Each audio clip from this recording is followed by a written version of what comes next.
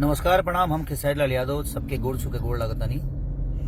और एगो बहुत बढ़िया सिनेमा रिलीज हो रहा बा समर सिंह जी के, जो सिनेमा के नाम बा विनाशक।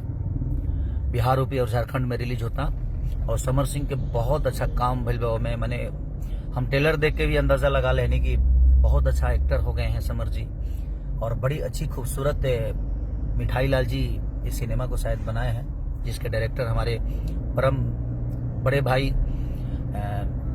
दिनेश लाल यादव, उनके छोटे भाई इस सिनेमा को डायरेक्ट किए हैं मिठाई लाल यादव, जो कि हम लोग के बड़े अजीज और हमारे पारिवारिक रिलेशन है, घर परिवार से हैं। और समर हमारे बड़े अजीज मित्र भी हैं, भाई भी हैं। तो मैं आप सबसे यही निवेदन करूंगा कि समर को ढेर सारा प्यार और आशीर्वाद दीजिए, जिस तरह आप लोग खेसारी लाल यादव को देते हैं, बाकी सब स्टारों को देते हैं, उसी तरह प्यार और आशीर्वाद हमेशा दुलार में